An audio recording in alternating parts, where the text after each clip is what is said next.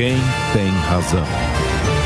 Bom, e para esse debate nós vamos conversar agora com Marco Aurélio Nogueira, que é cientista político, e também Gilberto Braga, que é economista, professor do IBMEC. Senhores, sejam bem-vindos, boa tarde. Vamos lá, a primeira questão é, a gente viu pela nossa enquete que as pessoas querem realmente que se discuta propostas que apresente o plano de governo. Ontem a gente viu um debate bastante tenso, foi o último debate, foi o da TV Globo, mas enfim. Marco Aurélio, começo contigo, seja bem-vindo. Na sua opinião, o plano de governo é o que pode eleger um candidato? A gente vê que a enquete diz que sim, mas a gente vê uma discussão muito sobre questões sociais, não exatamente de políticas sociais ou de proposta de erro de candidato de lá atrás, ou seja, qual é a sua opinião?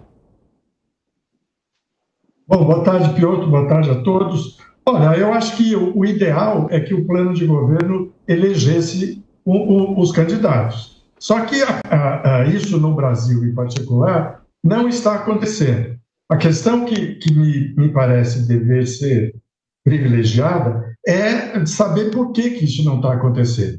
Eu acho que nós temos algumas hipóteses com as quais lidar com a situação. Uma é a dificuldade que os candidatos têm de definir o que pretendem fazer se eventualmente forem governo. Uhum. A segunda dificuldade é o despreparo técnico dos aparatos com os quais se disputam as eleições. As eleições têm sido disputadas no Brasil muito com critérios mercadológicos, né? E muito sob o impacto das redes sociais. Isso empobrece demais a discussão política e impede que as questões substantivas prevaleçam sobre as questões mais estéticas, mais afetivas, aquelas que podem causar um maior impacto na assistência que acompanha particularmente os debates ou a propaganda eleitoral. Então, eu acho que o problema é complexo. Ele tanto passa pelo despreparo dos candidatos ou de uma parte dos candidatos, como pela insuficiência técnica, intelectual dos aparatos de campanha. E se junta isso com a prevalência da digitalização, ou seja, da política digital, que acaba por levar ao eleitor apenas aquilo que tem condições de sensibilizado emocionalmente, afetivamente. Isso tudo impede que as questões substantivas apareçam no primeiro plano. Gilberto, eu vou colocar um outro questionamento aqui também para você. A coisa de algumas eleições atrás, a pessoa mais importante, além do candidato, era o marqueteiro. Hoje, é a equipe de advogados para responder ou para responder a acusações ou para apontar erros de problema no TSE daquela outra candidatura, e também equipes de rede social, como citou aí o Marco Aurélio. A discussão de propostas fica prejudicada por isso. Mas eu vou adicionar um outro detalhe. Ontem eu estava assistindo ao debate da TV Globo e, num determinado momento, o âncora fala assim, o tema é meio ambiente. Meio ambiente é um assunto gigantesco, pode ser o saneamento básico que não está sendo feito ali no córrego próximo da sua casa, pode ser a Amazônia, pode ser a questão da limpeza dos mares, enfim, tudo isso daí. Eu também não tenho um problema na forma como se propõe o debate hoje eleitoral?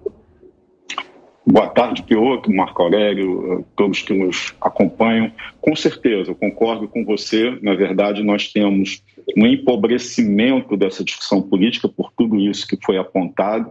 Na verdade, as propostas, quando aparecem os planos de governo, se é que nós podemos assim dizer, eles são rasos, eles são muito mais intenções e eles não têm articulação entre si. Nas últimas eleições, nós tínhamos um dos debates que passava pela questão econômica e pela questão da moralidade. A questão econômica ela ficou em segundo plano neste debate político. Então, na verdade, o que nós temos nessa campanha é muito mais os candidatos, um dizendo, quando eu fui governo, eu fiz assim, sei como fazer e vou fazer de novo.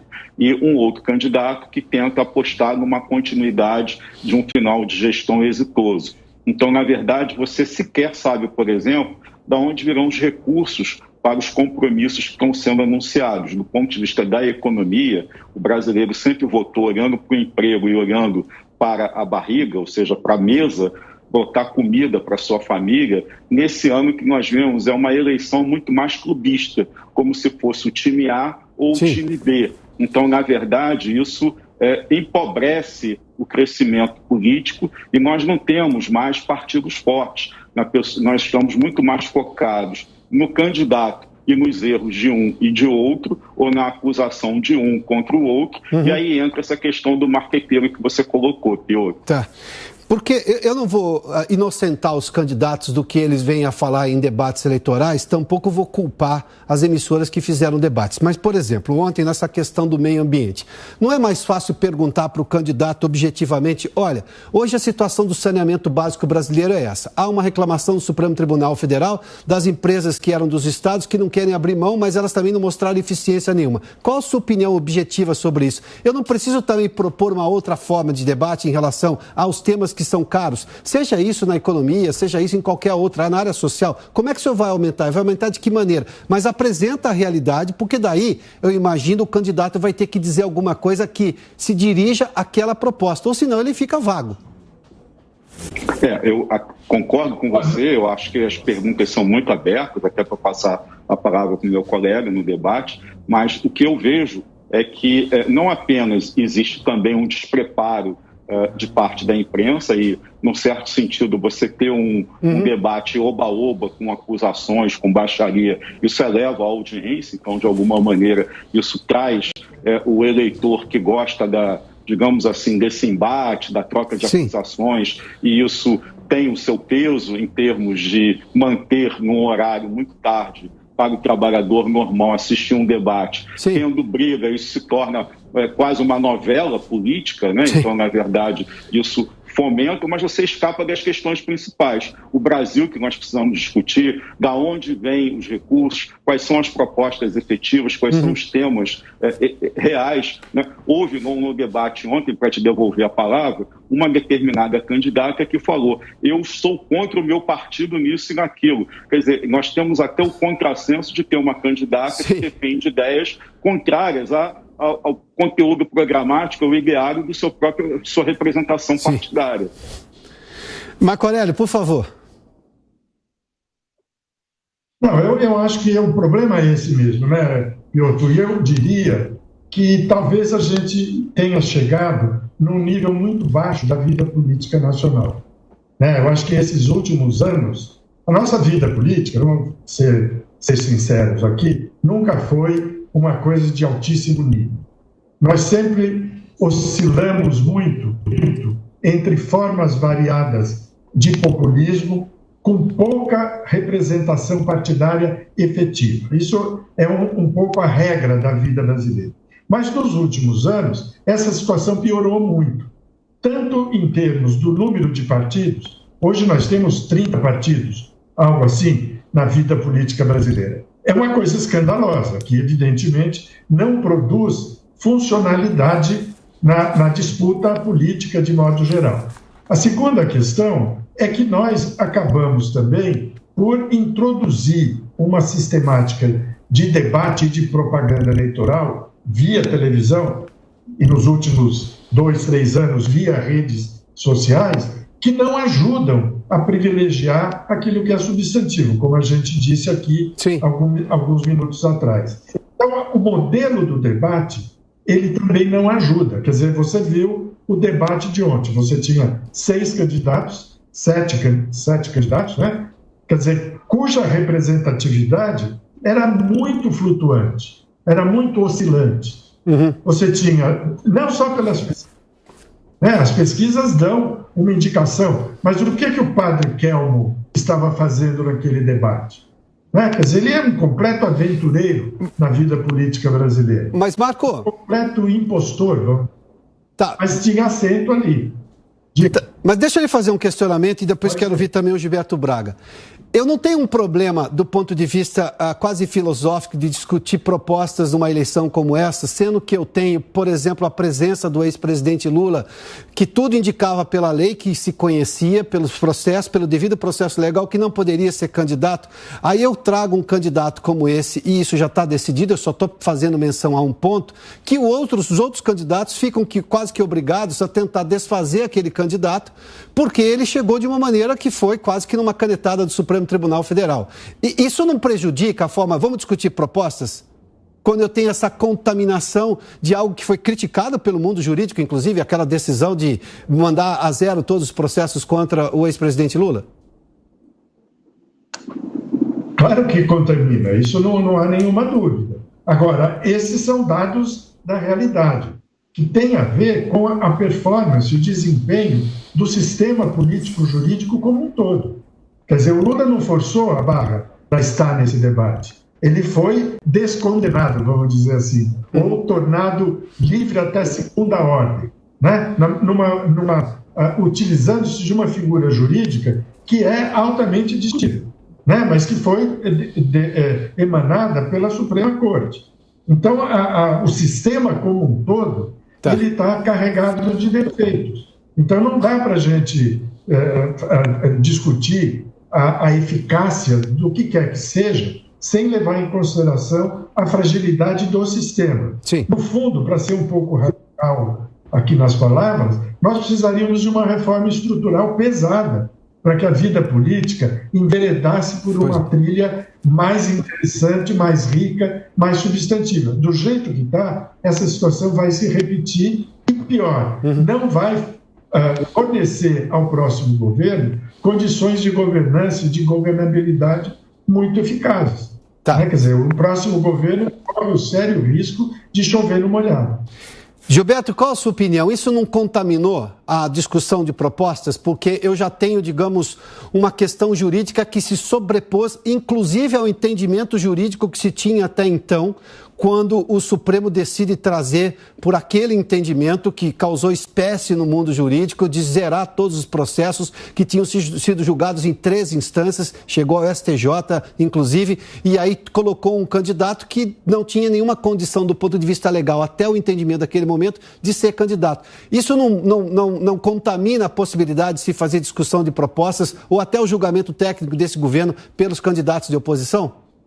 Eu acho que distorce todo o ambiente político, né? Porque, na verdade, você tem uma questão jurídica de difícil compreensão para o cidadão, para o eleitor. Né? Nós temos partidos que não são representativos na sua essência. Tanto assim é verdade que o presidente Jair Bolsonaro ele se elegeu por um partido, no meio do seu mandato passou por outro partido e agora é candidato já por um terceiro partido. Então, na prática, o que você tem é quase que um plebiscito, ou seja, uma aprovação daquela pessoa, daquela proposta que está associada àquele candidato. Da mesma forma, o ex-presidente Luiz Inácio Lula da Silva em relação ao PT. Quer dizer, o PT não existe sem o ex-presidente. Então, na prática, você não tem propostas partidárias, você não tem um programa de governo que diga para o eleitor, nós vamos fazer isso, se houver continuidade, se formos reeleitos, iremos fazer nos próximos 4 e aquilo. Na prática, você está votando em cima de imagens, ou seja, uma imagem que o ex-presidente Lula tenta vender do seu mandato, do seu primeiro mandato, né, onde ele teve grande índice de aprovação, terminou mal o seu governo, mas depois nós temos também Jair Bolsonaro com a figura emblemática, né, o famoso, a ideia do mito, né, que se constrói em cima da figura do atual presidente candidato à reeleição, onde você despreza completamente as propostas. Todos se comprometem, dizem que vão fazer isso e aquilo, mas não há nenhuma articulação entre aquilo que prometem, aquilo que se comprometem e como vão fazer. Quando eu disse mais cedo aqui que eu não queria julgar as emissoras que fizeram o debate, é porque eu posso entender que elas podem propor e os assessores não toparem as ideias, ou seja, não assinarem as regras do debate. Mas o que a gente tem é que o governo que está, qualquer que seja o governo que está no mandato, é o que está sendo julgado, são as ações dele. Se ele for bom, obviamente ele continua.